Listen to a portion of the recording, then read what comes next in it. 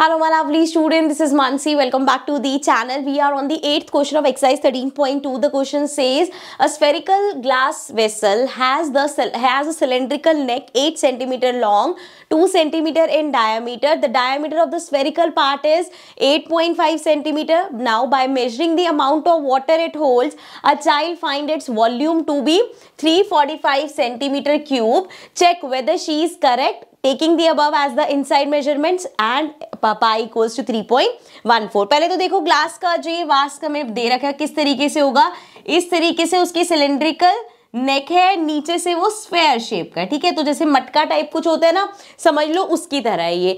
अब हमें जो यहाँ पे वैल्यूज दे रखी है वो लिख लेते हैं। Spherical glass vessel cylindrical neck is 8 centimetre long, तो मतलब यहाँ से यहाँ तक का पार्ट जो है that is 8 centimetre, 2 centimetre in diameter, मतलब यहाँ से यहाँ तक का पार्ट 2 सेंटीमीटर है। नाउ स्फेरिकल पार्ट है उसका डायमीटर दे रखा है 8.5, मतलब ये जो पूरा पार्ट है दिस इज 8.5, ठीक है। सो हमने यहाँ पे मेजरमेंट्स लिख ली है, जो हमारी फिगर थी वो बना ली है। अब हमें बताना है कितना पानी होल्ड करेगी, तो पानी कितना होल्ड करेगी उसके लिए वॉल्यूम है। तो यहाँ पे बताया कि भाई एक बच्चे ने वॉल्यूम निकाला है 345 सेंटीमीटर क्यूब। हमें चेक करना है क्या ये वॉल्यूम करेक्ट है या इनकरेक्ट। तो सिंपल हम इसका वॉल्यूम निकालते हैं। अब इस वेसल का पूरे का अगर आपको वॉल्यूम निकालना है, so volume of vessel equals to volume of cylindrical part, या बोल सकते हैं जो ऊपर वाला हमारा वॉल्यूम ऑफ सिलेंडर हो गया, प्लस नीचे क्या आएगा वॉल्यूम ऑफ स्फेयर, ठीक है। ये चीज क्लियर हो गई। सो यहाँ पे हम इसका वॉल्यूम निकाल देंगे एंड हमारा जो वॉल्यूम आएगा कंपेयर कर लेंगे भाई 345 आया है या नहीं। सो स्टार्ट करते हैं। सो यहाँ पे पहले फॉर्मूला लिख लेते हैं। Volume of cylinder is pi r square h plus volume of sphere is 4/3 pi r cube. अब देखो इसका रेडियस अलग है, इसका रेडियस अलग है, सो इस चीज का ध्यान रखना है। अगर हम कॉमन लेते हैं तो क्या कॉमन मिलेगा हमें, सिर्फ पाई कॉमन है।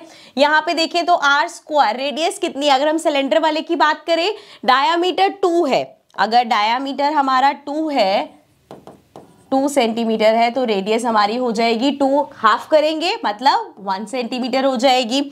सो दिस मीन्स ये हमारा हो गया 1 का स्क्वायर एंड साथ में हाइट कितनी दे रखी है 8 सेंटीमीटर। सो प्लस 4/3 पाई हमारा कॉमन जा चुका है, आर क्यूब। यहाँ पे रेडियस क्या है, देखो पूरा डायामीटर हमें दे रखा है, अगेन इधर फाइन करके दिखा देते हैं।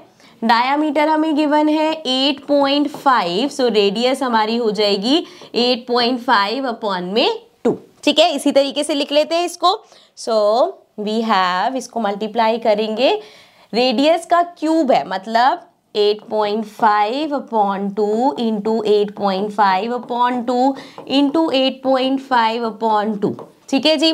चलो अब यहाँ पे पाई की, अच्छा क्वेश्चन में हमें इस बार वैल्यू गिवन है 3.14 लेने, ये हो जाएगा 1 × 1 1 प्लस 8 हो जाएगा ये, प्लस यहाँ पे देख लो अगर हमारा कुछ कैंसिल होता है 8 9 10 11 13, ये तो कैंसिल होगा नहीं, 2 से इसको कैंसिल करेंगे, आ गया 2, इस 2 से ये कैंसिल हो जाएगा, ठीक है। इसके अलावा कुछ कैंसिल नहीं हो रहा, सो मैं अगेन कैलकुलेटर यूज कर रही हूँ, बट आपने कैलकुलेटर यूज नहीं करना, ये डिस्क्लेमर मैं हमेशा देती हूँ। मैं सिर्फ वीडियो की लेंथ ना बढ़े इसलिए कैलकुलेटर यूज कर रही हूँ, कैलकुलेशन में हमारा टाइम ना वेस्ट हो इसलिए, बट आपको पूरी प्रैक्टिस करनी है। 0.5 8.5 एंड देन हमें उसको डिवाइड करना है, 3 2 = 6, so divided by 6 we will get 102.35, ठीक है। 2 डिजिट तक लिखा है मैंने।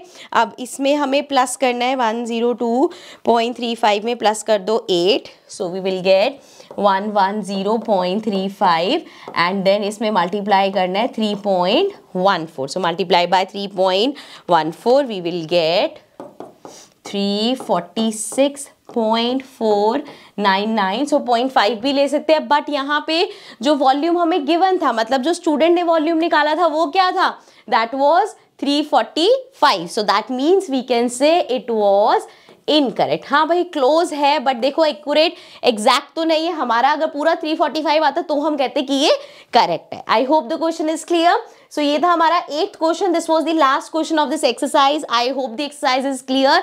कोई भी अगर डाउट हो तो आप नीचे कमेंट में मेंशन कर सकते हो. Also there are many times जब मैं कमेंट्स का रिप्लाई नहीं करती, so if you go into the comment section and आपको कोई क्वेश्चन मिलता है जिसका आंसर आपके पास है, तो do help each other. Okay, so now I see you in the next video. Till then take care and bye bye.